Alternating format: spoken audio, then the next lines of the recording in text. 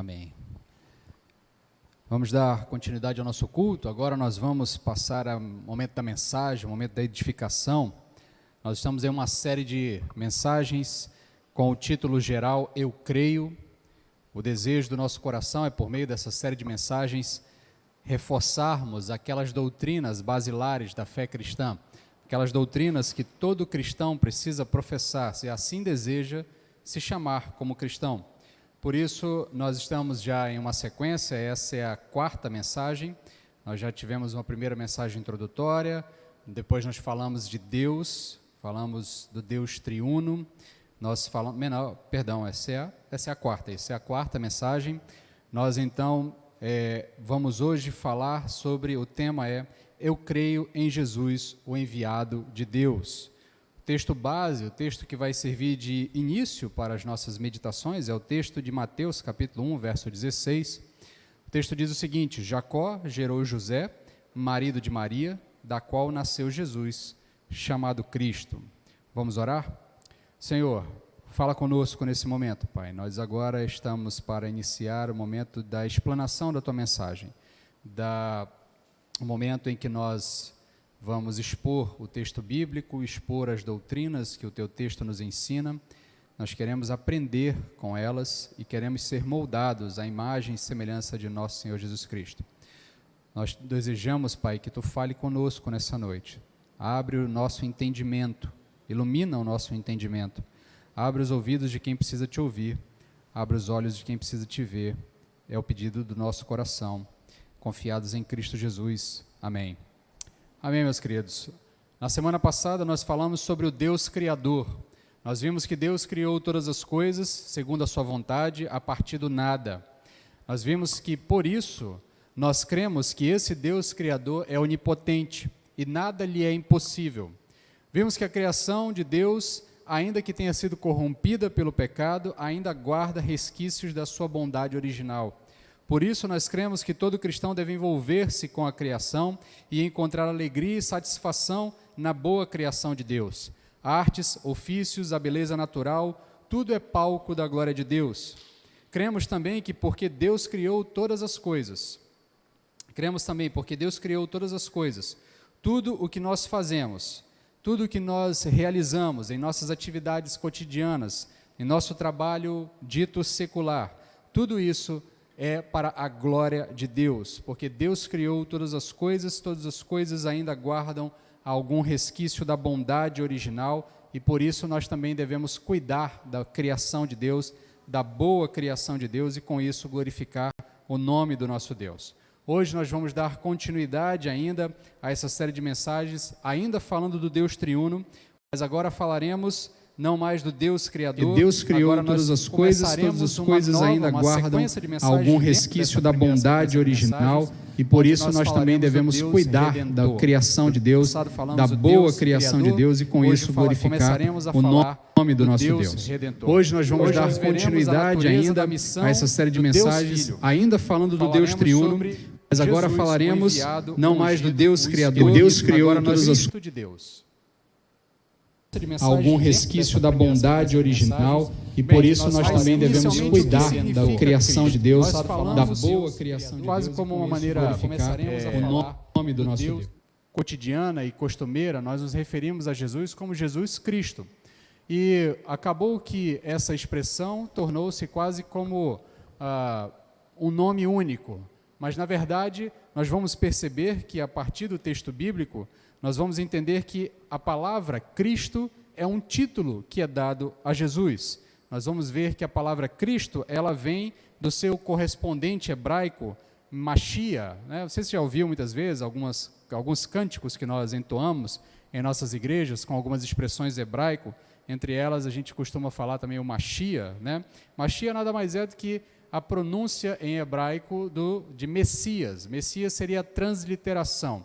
O que é a transliteração? A transliteração é quando você pega uma palavra num idioma, não a traduz para o novo idioma e você basicamente transporta ela para o novo idioma com uma fonética própria do idioma. Por exemplo, Messias é esse caso. Tá? Nós não traduzimos a palavra Machia, nós transliteramos ela para o português e daí então surgiu a palavra em português Messias. Machia, Messias, Cristo, tudo é sinônimo, são expressões sinônimas dentro do texto bíblico. O Messias, o Cristo, tudo isso é sinônimo do o escolhido, o ungido, aquele que foi vocacionado por Deus para uma missão. Por isso nós cremos em Jesus, o enviado de Deus. Por isso nós cremos em Jesus, o Cristo de Deus. Por isso nós cremos em Jesus, o Messias de Deus. A palavra, quando usada para uma pessoa, denota que a mesma foi cerimonialmente ungida para um cargo, para alguma atividade, para uma missão especial. Os reis no Antigo Testamento eram ungidos. Os profetas no Antigo Testamento também eram ungidos. Quando nós aplicamos isso a Jesus, equivale a uma confissão de que Jesus é o ungido, é o Messias de Deus. E nós precisamos entender isso, porque isso tem implicações para a nossa fé. Quando nós dizemos que Jesus é o Cristo, quando nós dizemos que Jesus é o Messias, quando a igreja repete a expressão, a afirmação que fundou ou fundamentou a fé da igreja, quando o apóstolo Pedro olha para Jesus e, inspirado pelo Espírito de Deus, olha para Jesus e diz: Tu és o Cristo de Deus, e essa expressão é a expressão que estrutura toda a nossa fé, todo o arcabouço da nossa doutrina, tudo aquilo que nós cremos porque Jesus é o Cristo de Deus. Quero inicialmente, ainda nessa fase introdutória da nossa mensagem, trazer para vocês algumas compreensões sobre o ato de ungir, o ato da unção no Antigo Testamento. Em tempos modernos, as nossas igrejas muitas vezes acabam confundindo algumas práticas do Antigo Testamento e tentando transportá-las para os dias atuais e acabam fazendo alguma certa confusão. Mas o que significa a prática da unção no Antigo Testamento? No Antigo Testamento, reis e sacerdotes eram regularmente ungidos. Por quê? Porque os reis eram ungidos para o governo, para a missão de governar o povo de Deus. E os sacerdotes eram ungidos para a missão de levar o povo em adoração a Deus. Os reis para governar e os sacerdotes para auxiliar ou para mediar o povo em um culto agradável a Deus. De modo geral, a unção significa capacitação, a graça divina para o cumprimento de sua tarefa, a autoridade e o poder para executá-la eram decorrentes de Deus, que os vocacionara e os ungia. A unção não é do ungido, a unção é daquele que unge. É Deus quem unge o rei, é Deus quem unge o profeta, é Deus quem unge o seu escolhido. E é importante nós lembrarmos que o designativo ungido não representa necessariamente a unção com o óleo da consagração, mas sim que tais pessoas foram colocadas à parte, separadas para dar cumprimento ao propósito divino. Muitas vezes a gente acaba confundindo, achando que ungido é só aquele que nós derramamos óleo na cabeça. Inclusive, essa prática não é uma prática moderna, não faz mais sentido essa prática a partir do advento do ungido de Deus, o Cristo de Deus, ter se revelado a nós. Por isso você não vai ver ao longo do Novo Testamento nenhum dos apóstolos sendo ungido, nenhum dos apóstolos recebendo qualquer tipo de derramar de óleo na cabeça. A unção com óleo ainda continua sendo usada no período neotestamentário, mais para fins terapêuticos do que propriamente para fins cerimoniais ou fins litúrgicos. Por isso nós entendemos que quando o ungido de Deus se manifestou a nós, quando o ungido de Deus, o Cristo de Deus, se revelou corporalmente, encarnado a nós, essa prática acabou deixando de ter a sua função, porque tanto os reis do Antigo Testamento, quanto os profetas do Antigo Testamento, eram sombra daquele que havia de vir. O autor de Hebreus vai deixar isso muito claro na sua explanação ao longo da carta, que Jesus Cristo superou todos esses arquétipos do Antigo Testamento, todos esses modelos do Antigo Testamento, e com a sua obra, com a sua ação, ele deixou para trás tudo isso. Então, resumindo sobre a questão da unção, resumindo o que foi dito, podemos observar que a unção era um sinal visível de designação para um ofício, o estabelecimento de uma relação sagrada e, consequentemente, consagração da pessoa ou coisa ungida, e uma comunicação do Espírito para com que foi ungido. Aqueles que eram ungidos pelo Senhor recebiam o Espírito do Senhor. Aqueles que eram designados para uma ação, para uma missão, para um propósito específico, recebiam o poder do próprio Deus. E nesse poder é que eles realizavam as suas tarefas, a sua missão, a sua tarefa. Deus, diante da nossa situação, Ele nos promete o seu ungido, não apenas sombras desse ungido que viria, mas Ele nos promete ao longo da história o seu ungido, o derradeiro. Com a queda dos nossos pais, de Adão e Eva, ainda no Éden, temos a primeira promessa de Deus que Ele enviaria alguém para enfrentar o mal. Gênesis capítulo 3, verso 15, o texto nos diz: pois porei inimizade entre ti e a mulher, entre a tua descendência e a descendência dela, esta te ferirá a cabeça e tu lhe ferirás o calcanhar. Ao longo de toda a revelação progressiva de Deus, ao longo de todo o texto bíblico, Ele nos mostra que aquele que havia sido prometido já no Éden, aquele que havia sido prometido para eliminar o mal, o Messias, o Cristo, o ungido de Deus, ele se apresentaria um dia para o seu povo. E desde já, daquele momento, esse escolhido já havia sido intitulado o Cristo de Deus, já havia sido ungido por Deus para essa tarefa.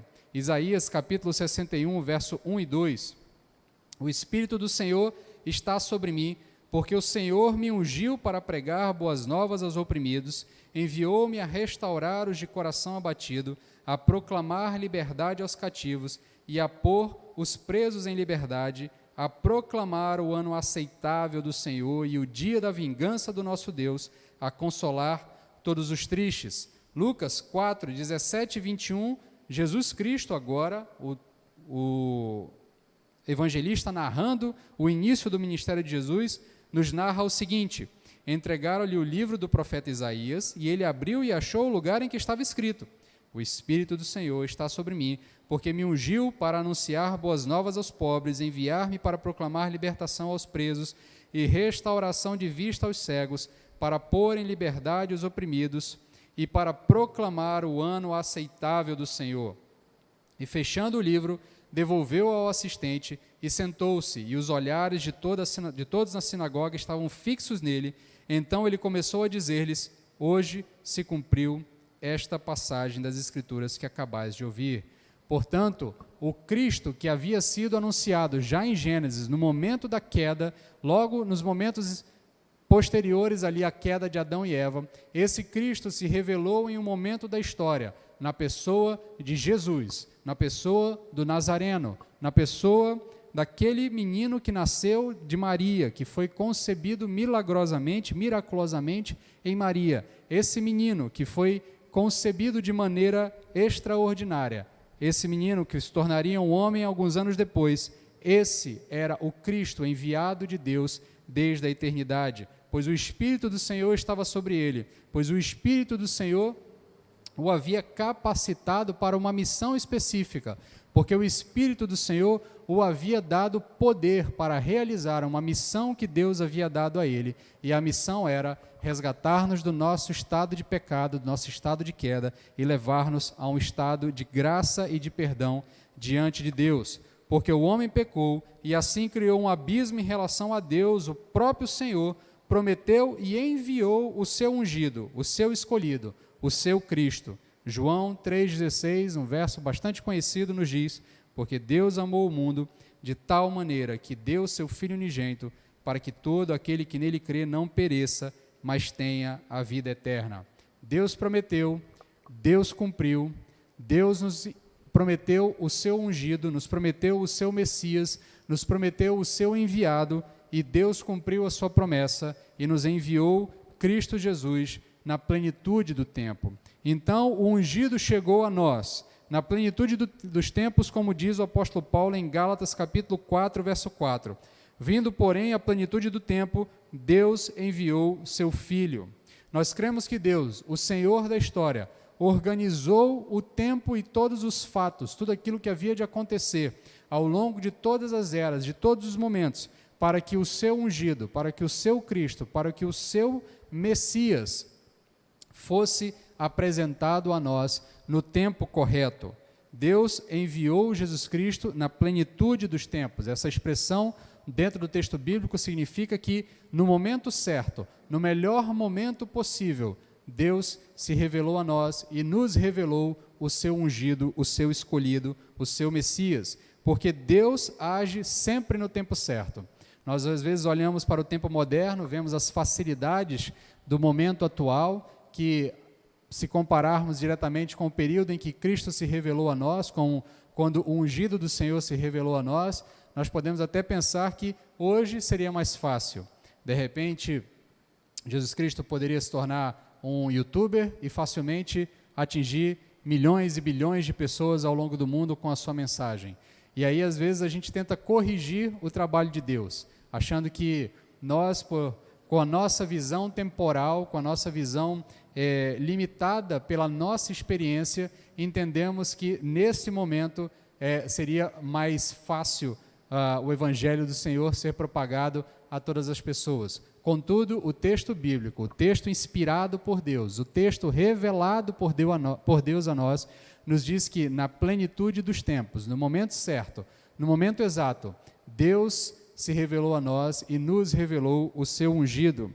E é interessante percebermos que no tempo em que Jesus Cristo se revela a nós, é revelado a nós por Deus, nós temos também uma conjuntura de fatos que proporcionou uma expansão da mensagem do Evangelho, talvez muito mais eficaz do que nos tempos modernos, do que nos nossos tempos modernos. Nós temos naquele momento a internacionalização da língua e do pensamento e da filosofia grega. Todo o mundo conhecido estava sob a influência do domínio grego, tinha passado pela influência do domínio grego, domínio macedônio. O mundo conhecido falava o mesmo idioma, o mundo conhecido também pensava da mesma forma, em categorias semelhantes, nas categorias da filosofia e do pensamento grego. E logo em seguida, quando os romanos, então, assumem o controle do mundo conhecido, da faixa do mundo conhecida, eles, então, estabelecem as estradas, estabelecem a legislação e a pax romana, que era todo o seu domínio militar e político de uma vasta gama de regiões. Isso possibilitou que o Evangelho do Senhor, quando anunciado ao mundo, pela providência de Deus, encontrasse condições favoráveis para a transmissão da sua mensagem. Os evangelistas, os apóstolos, tinham estradas que ligavam todo o mundo conhecido. Todo o mundo conhecido falava o mesmo idioma e pensavam em categorias semelhantes. Hoje em dia, se nós formos tentar apresentar uma mensagem, nós precisamos primeiramente entender a partir de que perspectiva você está apresentando essa mensagem.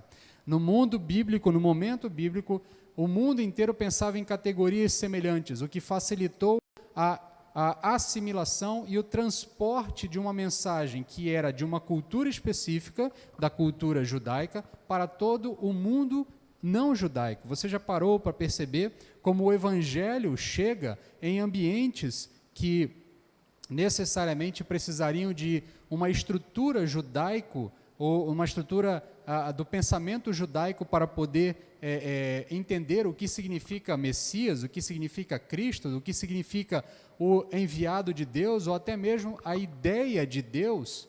Mas o mundo grego, o mundo em que Jesus Cristo nos é revelado, o momento histórico em que Jesus Cristo nos é revelado, permite que o mundo conhecido pense em categorias semelhantes, e por pensar em categorias semelhantes, o cristianismo pôde se estabelecer com muita facilidade e se espalhar com grande facilidade, tanto que no livro de Atos, que nós estudamos há pouco tempo, nós caminhamos por todo o livro de Atos, ao longo de todo o avançar das viagens missionárias do apóstolo Paulo, nós vemos o Evangelho chegando em diversas localidades e as pessoas compreendendo a mensagem sem grandes dificuldades, sem grandes necessidades de adaptação da mensagem a um novo contexto, porque ela já era anunciada em categorias compreensíveis. E nesse momento, Jesus, o escolhido de Deus, se revela a nós. Só que quando Jesus se revela a nós, ainda entre os judeus, o texto bíblico nos diz que Jesus Cristo vem primeiramente para os judeus, mas quando ele se apresenta aos seus irmãos judeus, ele não foi reconhecido como o Messias esperado. Ele não foi reconhecido como o Cristo, o ungido de Deus. E por que isso aconteceu? Isso acontece porque no período intertestamentário, no período que divide os dois testamentos, entre Antigo e Novo Testamento, nós temos ali uma faixa coberta ali de 400 anos, mais ou menos, que nós chamamos de período interbíblico. Esse é o período em que os macedônios começam a dominar o mundo, fazem toda essa estrutura que eu acabei de citar para vocês, mas nesse período, a sucessão de cativeiros que o povo israelita passou, a queda e a destruição cabal do Reino do Norte, o retorno meio em frangalhos do Reino do Sul, a estrutura política se retorna ainda meio que em frangalhos, a sucessão de domínios, de impérios maiores e menores dominando aquela região, a região da Judéia, tudo aquilo criou no povo judeu, criou nos israelitas ou nos judeus uma expectativa equivocada sobre Jesus.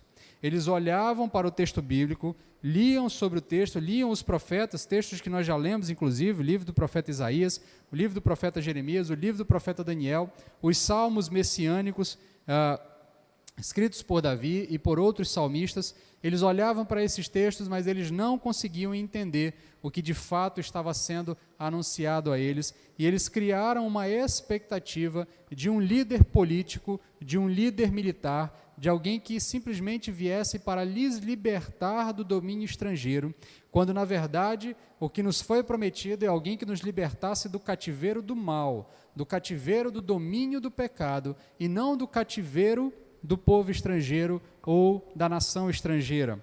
Mas quando então esses judeus se deparam com o Cristo, o ungido de Deus, se apresentando diante deles e mostrando a eles o que de fato ele veio fazer, eles então não o reconhecem, tanto que o evangelista João capítulo 1, verso 11 vai dizer: veio para o que era seu, mas os seus não o receberam. O próprio Cristo, discutindo com os fariseus, diz a eles: examinai as Escrituras, porque julgais ter nelas a vida eterna, e são elas mesmas que testificam de mim.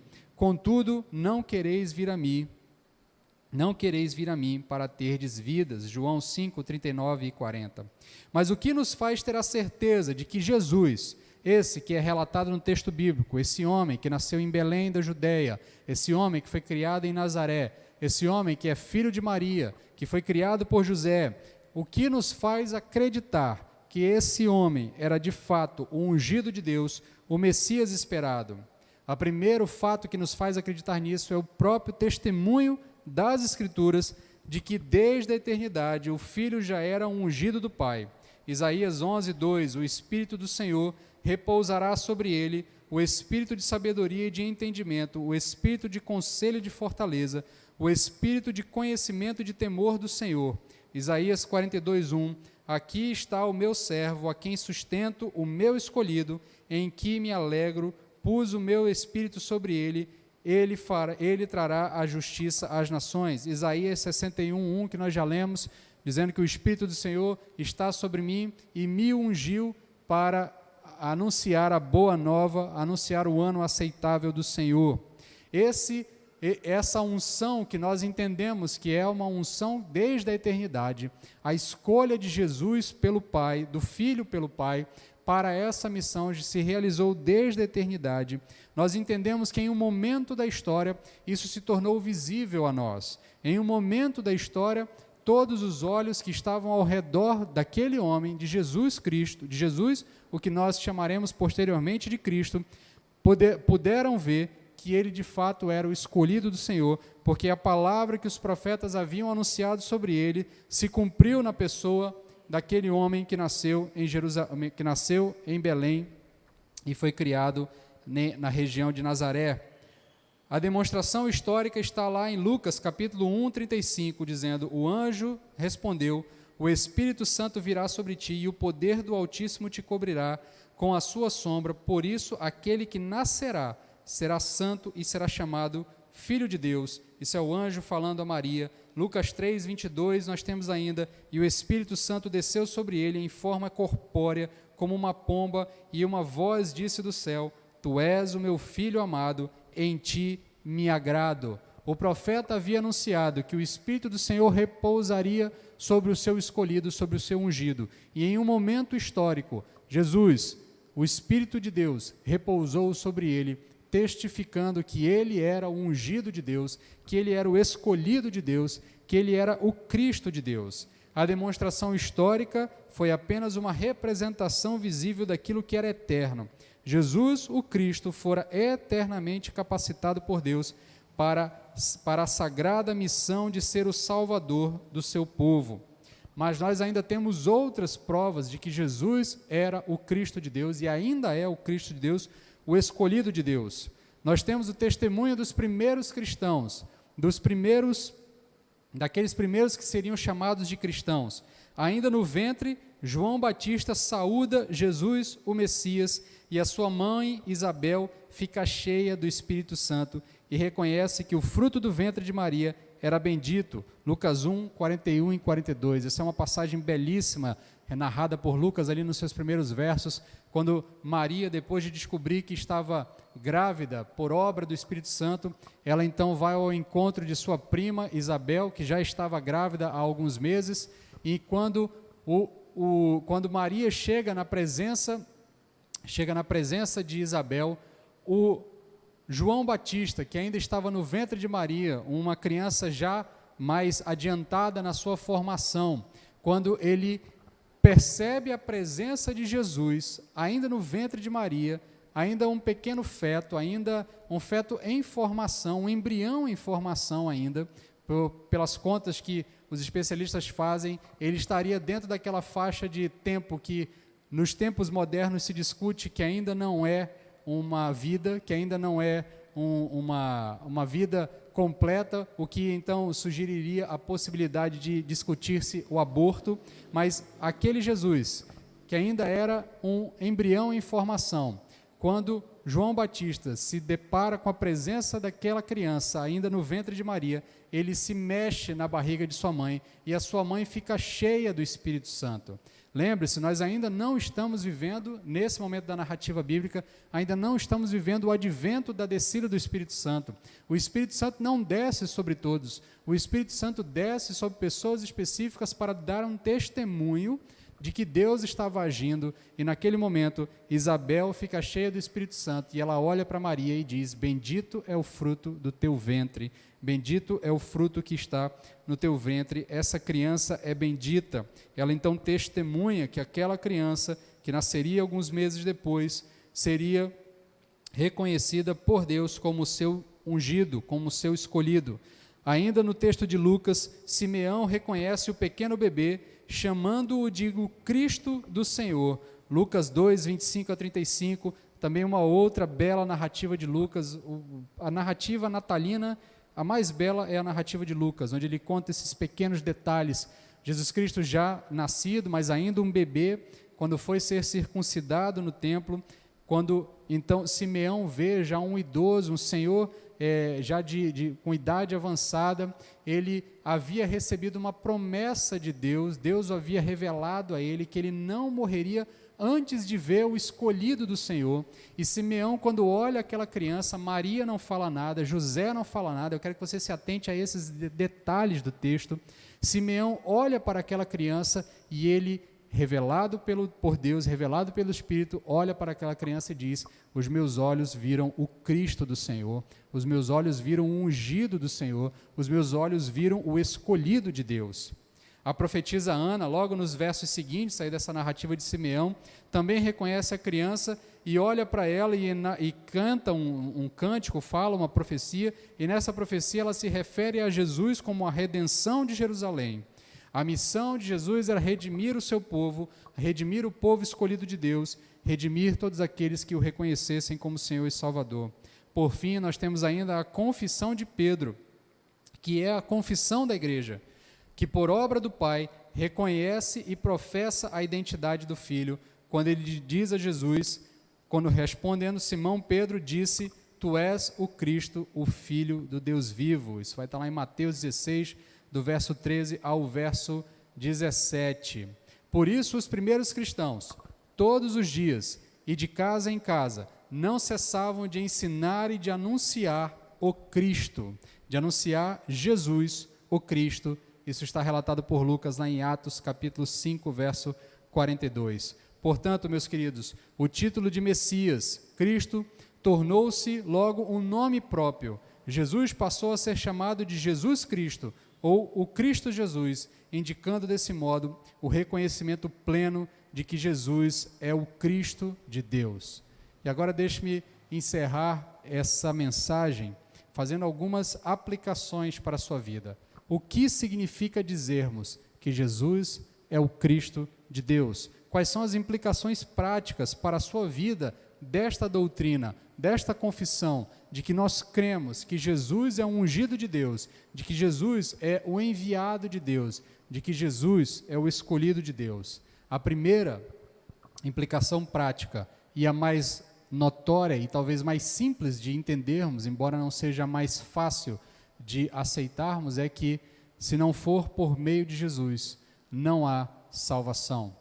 Não há outro Messias do Senhor, não há outro ungido do Senhor, não há outro escolhido pelo Senhor. O único escolhido do Senhor para cumprir a missão de salvar o povo de Deus é Jesus. E só por meio da sua obra, por meio da obra de Jesus, é que nós podemos encontrar salvação. Por isso, fora de Jesus não há salvação. Fora da obra de Jesus não há salvação. Não é possível encontrar salvação se não for reconhecendo que Jesus Cristo é o ungido de Deus. Não basta olhar para Jesus e dizer que Jesus é um belo profeta, ou que Jesus é um homem de boas palavras, ou dizer que Jesus é um homem sábio, com bons ensinamentos, ou uma boa filosofia de vida para ser adotada. Não basta. A confissão que leva à salvação é reconhecer que Jesus Cristo, Jesus é o ungido de Deus, é o Cristo de Deus, e que a obra realizada por Jesus na cruz do Calvário é a única forma de encontrarmos paz com Deus novamente. Por isso o apóstolo Paulo vai dizer aos romanos: justificados, pois, mediante a cruz de Cristo, temos paz com Deus. Só é possível ter paz com Deus se reconhecermos, se confessarmos que Jesus é o enviado de Deus, que Jesus é o Cristo de Deus. Só é possível encontrarmos salvação se reconhecermos e confessarmos que Jesus é o ungido de Deus. Jesus Cristo, Jesus como Cristo de Deus, veio para cumprir a vontade do Pai, e por isso nós somos santificados em Cristo para fazer a vontade do Pai. 1 Tessalonicenses capítulo 4, do verso 1 ao 8, eu vou ler apenas o verso 3, diz: a vontade de Deus para nós é esta, a vossa santificação. Outra implicação desta doutrina, dessa confissão, dessa declaração que fazemos, é que se confessamos que Jesus é o Cristo de Deus, e nós entendemos que Ele veio para cumprir a missão, a vontade do Pai, nós só podemos ser santificados por meio da obra de Cristo na cruz, por meio da obra realizada por Cristo. Por isso, se nós queremos fazer a vontade de Deus, queremos fazer a vontade do Pai, precisamos estar em Cristo Jesus. E para estar em Cristo Jesus, precisamos confessar Jesus como o Cristo de Deus. Se não confessarmos Jesus como Cristo de Deus, não há como fazer a vontade do Pai. E aqui é muito interessante, porque as pessoas muitas vezes fazem uma confusão ou fazem uma salada. A sociedade moderna, às vezes, por conta da sua relação muito profícua com muito rasa com a fé cristã, por conta da nossa cultura ser bastante cristianizada, nós achamos que dá para fazer a vontade de Deus, ou que dá para nos relacionarmos com Deus, ou que dá para nós termos algum tipo de amizade com Deus fora de Jesus. Ninguém se relaciona com o Pai se não for por meio do Cristo. Ninguém se relaciona com o Pai se não for por meio do seu ungido. Ninguém se relaciona com Deus se não for por meio do seu escolhido. O único caminho que nos leva ao encontro de Deus é Jesus Cristo. Não há outro meio, Por isso, se nós queremos fazer a vontade de Deus, se nós queremos agradar a Deus, se nós queremos fazer aquilo que é agradável a Deus, nós precisamos confessar que Jesus é o Cristo de Deus. E ao confessarmos que Jesus é o Cristo de Deus, nós então poderemos fazer a vontade do Pai, poderemos ser santificados para agradar o Pai. Uma vez que confessamos Jesus como ungido de Deus, nosso Salvador e Senhor, pelo mesmo Espírito que ungiu Jesus desde a eternidade, cremos que nós também fomos ungidos por Deus com o seu Espírito de forma permanente e irrevogável. 2 Coríntios capítulo 1, verso 21 e 22. Mas é Deus que nos mantém firmes convosco em Cristo, e foi Ele que nos ungiu, foi Ele também que nos selou e pôs o Espírito como garantia em nossos corações. Aqui nós temos a doutrina da segurança eterna do salvo. Aquele que está em Cristo, aquele que confessa Jesus Cristo como seu Senhor e Salvador, aquele que confessa Jesus Cristo como o Cristo de Deus, o ungido de Deus, esse recebe a mesma unção que foi derramada sobre Cristo. Por isso, a nossa missão como igreja, se somos ungidos, temos uma missão. A nossa missão como igreja é fazer com que todos reconheçam quem Jesus é e possam então encontrar paz com Deus. E nós cremos que nós fomos selados por esse Espírito, o mesmo Espírito que ungiu Cristo desde a eternidade, o mesmo Espírito que desceu sobre ele no batismo, o mesmo Espírito que o tirou de dentro da tumba, o mesmo Espírito que o levou aos céus, o mesmo Espírito que se derramou sobre a igreja do Senhor, é o Espírito que está derramado sobre mim e sobre você, é o Espírito que nos sela, é o Espírito que nos mantém em Cristo e é o Espírito que nos entregará diante de Deus no dia da volta de nosso Senhor. Por isso, nós temos a plena confiança de que se confessarmos Jesus Cristo como nosso Senhor e Salvador, confessarmos que Jesus é o Cristo de Deus, nós receberemos o Espírito de maneira permanente e irrevogável, receberemos o selo, a salvação, a garantia de que um dia ouviremos da boca do Pai: vinde, benditos de meu Pai, vinde e tenham graça para comigo, assentem-se comigo à mesa e recebam de mim todas as graças eternas. Nós olhamos a história de forma fragmentada, mas Deus a dirige dentro da perspectiva da eternidade. Assim, alguns fatos que para nós parecem muitas vezes acidentais, tendo diversas explicações históricas, são direcionadas por Deus para a realização do seu plano redentor. Quando nós olhamos para a história, nós às vezes, como eu comentei anteriormente, achamos que Jesus veio no momento errado, mas a Bíblia nos diz que ele veio no momento certo, porque Deus não age atrasado, Deus não age fora do tempo, Deus age no tempo certo, porque Deus é o Senhor do tempo, a história foi escrita por Deus, não há nada que escape à vontade de Deus. Isso nos dá segurança, isso nos dá tranquilidade, isso nos dá a certeza de que podemos caminhar confiantes, de que ainda que o mal se abata sobre nós, nenhum mal nos afastará do amor de Deus que está em Cristo Jesus. Por isso nós podemos ter a certeza, a plena confiança, a plena tranquilidade de que quando confessamos que Jesus é o ungido de Deus, que Jesus é o Cristo de Deus, quando dizemos eu creio que Jesus é o ungido de Deus, nós estamos confiando em um Deus que é Senhor da história, não é um Deus que está assistindo a história acontecer, mas é um Deus que está escrevendo a história, ou melhor, que já escreveu a história, é um Deus que já determinou como as coisas acontecerão e nada escapa ao seu plano eterno. Como eu citei na semana passada, ainda falando sobre as ações de Deus, o Deus onipotente é o Deus que nos diz: agindo eu, quem impedirá? Todos os nossos conceitos devem ser verificados à luz da palavra de Deus. Um crente maduro e sincero não deve ter medo de avaliar a sua fé. Lembremos-nos mais uma vez de que foram os conceitos judeus formados dentro das circunstâncias históricas, contudo, distante da plenitude da revelação do Antigo Testamento, que os impediu de ver em Jesus o Cristo de Deus. Jesus Cristo diz aos seus irmãos, aos seus patrícios: vós examinais as Escrituras, pois julgais ter nelas a vida eterna, e são elas que dão testemunho de mim, mas não quereis vir a mim para terdes vidas.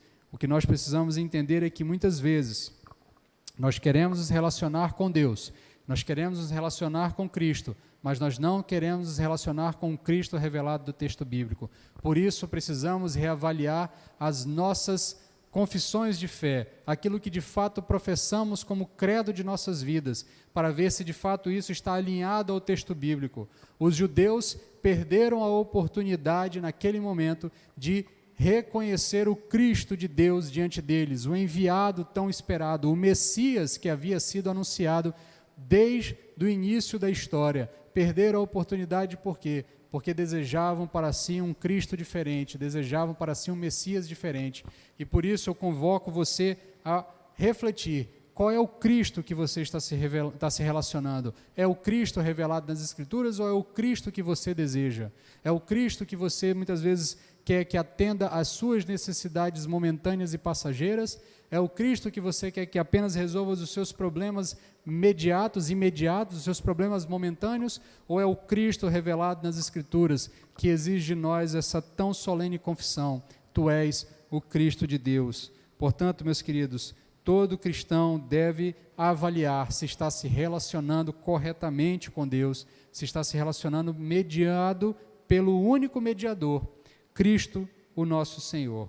Por fim, o Pai enviou o seu escolhido, Jesus Cristo, com a missão de salvar o seu povo, mesmo sabendo o que lhe aguardava, a rejeição, a morte e o sofrimento. Jesus, o Cristo de Deus, veio para nos dar vida. Eu vim para que tenham vida e vida em abundância, é o que ele nos diz por meio da escrita do evangelista João no capítulo 10, verso 10. É nossa responsabilidade não menosprezar a salvação que ele nos ofereceu, vivendo de maneira digna dele e como os nossos primeiros irmãos fizeram, todos os dias, no templo e de casa em casa, não cessarmos de ensinar e de anunciar que cremos em Jesus, o Cristo de Deus. É nossa tarefa, é nossa missão não menosprezar tamanha salvação que nos é apresentada. Por isso, volto à primeira aplicação com a qual iniciei essa última fase da nossa mensagem.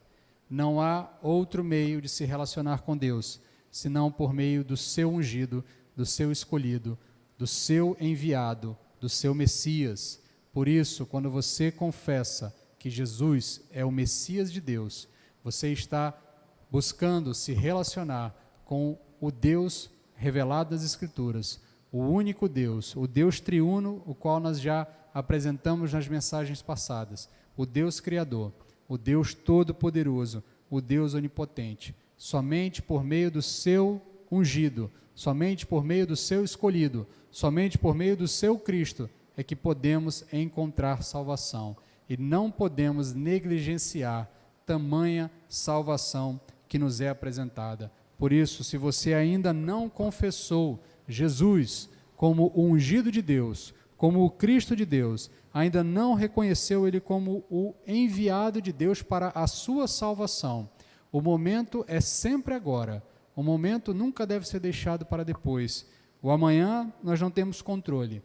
O presente é o que temos em mãos. Por isso, você tem a plena liberdade e a opção e a possibilidade de agora confessar Jesus como seu Senhor e Salvador e então ser selado com o mesmo Espírito que o ungiu lá no batismo e que o ungiu desde a eternidade, e então ter a segurança de encontrar descanso eterno nos braços do Pai.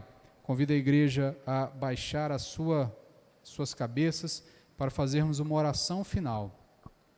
E convido a você que ainda não confessou Jesus Cristo como o ungido de Deus, Jesus como o Cristo de Deus, o ungido de Deus. O momento é agora. Você pode fazer isso com uma oração pessoal. Não deixe para depois. O momento é esse. Não perca a oportunidade, não negligencie tamanha salvação. Oremos. Senhor, Tu que nos enviou Jesus, Tu que nos enviou o Teu ungido, o Teu escolhido, ajuda-nos, Pai, a confessarmos Ele como o Teu escolhido. Ajuda-nos a confessarmos Ele como o Teu enviado, como o Teu Cristo, Pai. Nós queremos assim a semelhança de Pedro, a semelhança do apóstolo Pedro, inspirados pelo teu Santo Espírito, abrirmos a nossa boca e olharmos para o Cristo ressurreto e dizermos: Tu és o Cristo de Deus. Como o próprio Jesus Cristo diz logo em seguida ao apóstolo Pedro, que não foi carne nem sangue que haviam revelado isso a eles, mas o próprio Pai que havia revelado a ele por meio do seu Espírito. Eu te peço agora, Pai, revela por meio do teu Espírito aqueles que precisam te conhecer e que precisam te confessar. Abre os olhos de quem precisa te ver, Pai, abre os ouvidos de quem precisa te ouvir. Coloca na boca daqueles que precisam confessar Jesus como o teu Cristo, as palavras para que eles possam confessar. Ajuda-nos, Pai, a fazer a tua vontade. Converte-nos aos teus caminhos, converte-nos à tua vontade, aquece os nossos corações, Pai. Não nos deixa conciliar o sono essa noite, Pai, sem termos uma relação genuína contigo. Que esse seja o momento, Pai, que nós não deixemos para depois, assim como o autor de Hebreus nos conclama, como o autor de Hebreus nos alerta: não negligenciemos tamanha salvação, Pai. Faz a tua obra, aquilo que só tu podes fazer por meio do teu Espírito, por meio do Espírito de Deus, o Espírito que é Deus agindo em nós. Faz a tua obra, é o que te pedimos em nome de Jesus. Amém. Amém, meus queridos. Nós vamos caminhando para o fim do nosso culto.